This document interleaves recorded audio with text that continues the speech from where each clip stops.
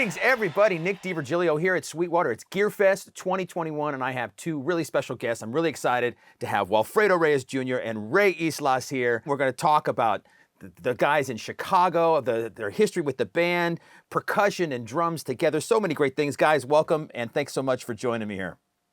Anytime, Nick. What's happening? So, percussion, both of you guys are really well-versed percussionists and drummers, but you coming from a long background. Percussion works in so many different settings, not just Latin music, of course. I mean, obviously you're in Chicago, it's a rock band. Percussion really just comes in a beautiful spot in there. So, Walfredo, tell us, you first started in Chicago as the percussionist with Tristan Bowden playing drums, and now you're switched to the drum kit and Ray's there. So how do you feel that percussion lives in the rock and roll world? Well, you know, in different occasions, it's similar to other bands like with Steve Winwood and Santana.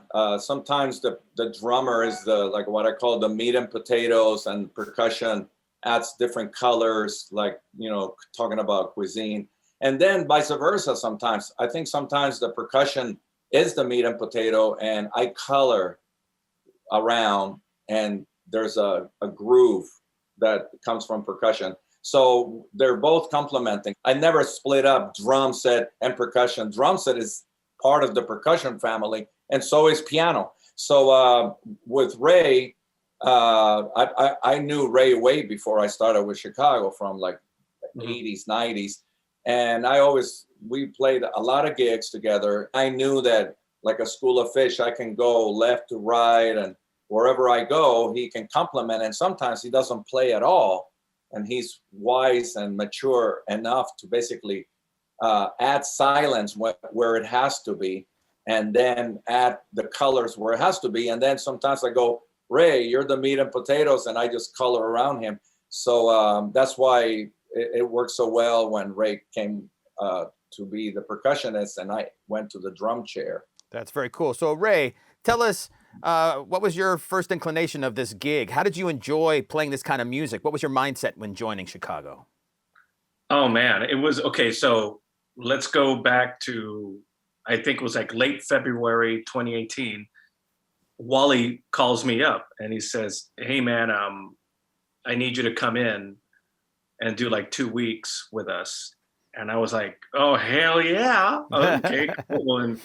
And Wally said, okay, well, you know, we'll send you the MP3s and blah, blah, blah, get you the music. And no charts. It's rock and roll, man. So I sat on the couch, went after the phone, and I was thinking, wow, I'm going to be playing with, I mean, my thing is I'm playing with Wally in Chicago.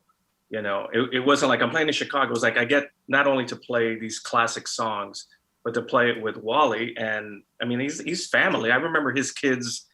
I remember Liliana, like when I was at his house, she's like, me and Wally are trying to play drums, and she comes over and just slaps a drum, you know, and then looks at Daddy, you know, and Wally's like, hey, Liliana, come on, let us play, you know.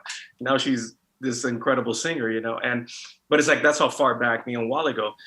But to go back to the music, the reason why I became a musician is because of Chicago. Really? When I very first heard CTA when I was like 7, 8 years old, blew my mind. I didn't know what I was listening to. I was in heaven listening to the album over and over and over and over. So the music of Chicago was very big in my childhood, my upbringing, and also to be the reason why I became a musician. And I remember telling Wally that, and then eventually telling Robert Lee and Jimmy that. So imagine, you know, that feeling, right? My very first concert was Chicago at the Greek Theater when I was like 8 years old. Wow. And then we played the Greek in 2019.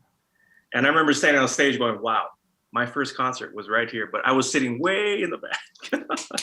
So yeah, I mean, it's incredible. And also to play, but then, you know the music, right? You know the Chicago tunes, but then learning it from the musician point of view, like now I have to play the songs. So it was, you know, it was a lot of home teaching for myself before the first gig. Now, with the guys in the band, since Wally, you played percussion for a long time with them, they were probably used to your sound and your vibe on percussion. Did you have to, Ray, go through a little bit of a period of them kind of getting used to your feel and your vibe and the way you played those parts? Yeah, I mean, there were some moments that, you know, where I would ask Wally, what's going on here in this song? He's like, well, I played congas on this. But you don't, and Wally would be very open. He's like, look, you can play what you feel is appropriate. I played this. I think the song needs this. So I took that into consideration. But I think, like what Wally said, we've known each other for years and we've played many gigs together, that we gelled instantly on the first song of the first show, where I think the guys in the band heard that as well and appreciated Wally's instinct in saying, Ray's the guy to do the gig. Sure. But I think we gelled, and there's times I don't even have to look at them, and then we laugh because we pause at the same time on the whatever, we answer each other. It's the communication without the communication. Sure. It's really important, and this is a really good point, I think, for every band. I came into percussion because Tris left, but they were not unhappy with Tris, and they were not unhappy with me. So it was because a change happened. So the band is used to what they have. So I think it's a big mistake if you go into any gig, and I'm talking about experience with Santana, with Steve Winwood, with Robbie Robertson. I mean, they don't want somebody to come in to change everything. Right. And now everybody has to adapt. So from a starting point, Ray approached the same thing, the percussion chair, as I approached the drum chair. So, I cover what Tris was doing, and as much as possible. And if one of the guys in the rehearsal will go, play a little faster over here, you don't have to play this. I kind of want something different here. Then you start changing it. But these guys basically I think, Ray, I'm sure agrees, they give us a lot of freedom to play. It's not like every day a list of things, what to do and what not to do. But I think we approached, let's start the show as they were comfortable. And then later on, you put your signature little by little, given that they're comfortable with the little changes. Very cool. The challenging thing with Chicago is that we have 3 leaders. So in other gigs, like Ray has done and you have done, Nick, there's an artist. Right. And sometimes the artist communicates direct, like Steve Winwood. What musical director? I mean, he's the guy. And with Carlos, he would tell us exactly what he wanted, Lindsey Buckingham. But with Chicago, there are 3, and used to be 4, but Walter Parazader's not touring. But Robert has sometimes some things, and then Jimmy, and then Lee. So you kind of have to all right. And sometimes they don't agree exactly with what they want. Like for example, when I was playing percussion, Jimmy one time told me, in this tune, I'd rather have no congas. All right. And then Robert goes, what did he say? He goes well, Jimmy said no congas on this tune. And Robert goes, oh, not me, man. I'm a conga guy. I love congas. You can put congas on everything. You go, okay, but what does that mean? Right. And then Lee goes, well, have you heard this tune or this tune? Let me give you some references and that. So it's like, okay, at the bottom end, no congas on If You Leave Me Now. Okay. But if it was Robert's tune, he would told me, oh, I would have congas, but it's Jimmy's tune. So that's one way we approach the tunes. I mean, I do. Whose composition is it? If it's Lee's composition, he's the guy that tells me, this is what I want here. If it's Robert's composition, and Jimmy's composition. So.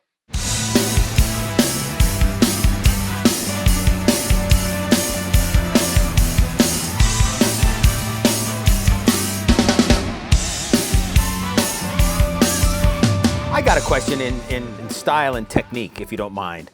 How does all of your guys' experience in Latin music correlate to what you play on a Chicago gig? Does that come into play at all in this sort of gig? It does, but not heavy, not like straight up traditional patterns. I mean, there are little snippets here and there that we do. Like Wally will go on cowbell, bell with the drum set, just playing like a quarter note. And that's like the drive of Latin music when it gets to the chorus. Right. That's what makes the people dance, right? When you're listening to Latin music and you hear the cowbell in your face, right? So it won't be a straight up Latin groove pattern. It'll be around it. Right. You know, like maybe I'll be slapping on the 2 and the 4 instead of on the on a traditional groove, right? You know, it's understanding the Latin rhythms, but not playing them in a rock setting. Gotcha. You know, or even in a pop setting, or even in other than Latin setting. You got to know how to play, knowing how they gel together. You know. That's the joy of having the vocabulary that you've built over all of these years, right? Being able to take your instrument into whatever setting and make it fit. Yeah, you know, to quote Jeff Porcaro, he once told me, I think there's 2 different ways to play music, period. I went, really? And I go like, kind of like and traditionally. Okay, so this is kind of like a samba. This is kind of like a boogaloo. But, you know, so basically, if you actually hear, this is where drummers, they get too segregated. There's rhythm and then rhythm. And so basically, once you learn complex rhythms, whether it's African or Indian rhythms and all that, you can go and play boom, ba, boom, boom, ba. So Chicago is a rock band with horns, okay? So that's the category. Classic rock, but there's a lot of jazz, salsa stuff, Brazilian. Yeah. Those guys at that time, they put everything in the bucket, all different styles. So if you go Call on Me, and then there's a that's like a samba. But, you know, I don't want to make it, like Ray said, traditionally, like a batucada samba. So what you do in these instances is like, if it is like, say, like a jazz thing, like Take 5, like at the beginning of, does anybody really know what time it is? If you know jazz, Dave Brubeck, Joe Morello, that's going to be easy. So basically, it really helps, like you said, Nick, as a drummer, percussionist, and for all the young people out there that are getting gear on the GearFest, the most vocabulary you can gather, you might not need all of it all the time or in one song, but it's really great to pick and choose your spices for each song.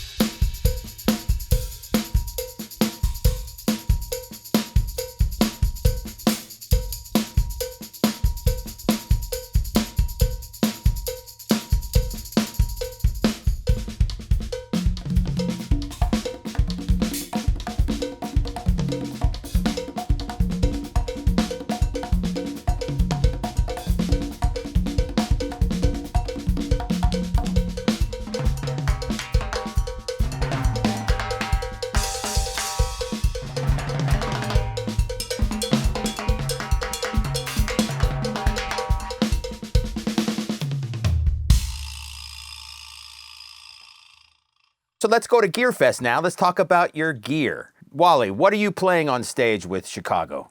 I play LP, so I have the Songo ES8 bell in my mounted bass drum. Okay. And because sometimes even when Ray's playing percussion, I like to add that cowbell. I also have an octopad to add different things when Ray's on other percussion instruments. So sometimes we have the same kind of thing, but sometimes when he covers something else, I can cover that. I use mainly HHX and a Rock Ride. They're all Sabian, and different colors of Sabian cymbals, splashes, and hi-hats. And DW drum set. And right now I'm using the Collector series drum set, Mappa Burl. And in that drum set, I'm using the Color Tone Remo blue heads, which is basically an Emperor. Nice. What about you, Ray? What's the gear you're playing? I'm using LP, Latin percussion, pretty much all around. Congas, bongos, timbales, shekere, shakers, some of the toys, the chimes, tambourines. And I use the Roland SPD-30. We both have the SPD-30 electronics. And like you said, we alternate on sounds and everything as needed. Like for me, I have 2 external pads up here, like on my setup. So I'm using claps or whatever sounds, so it's a little visual instead of just hitting the pad. I'm also using Sabian cymbals. Okay. I've been with Sabian and LP for years, forever. And Evans drum heads on the timbales, and I'm using the LP synthetic heads on the congas and bongos. Okay. The thicker ones. And let me see what else. I use blue microphones in my studio and headphones. Been using those for years, the Hummingbirds, which are amazing. And Pete's Coffee to keep me awake. A lot of Pete's Coffee, for sure.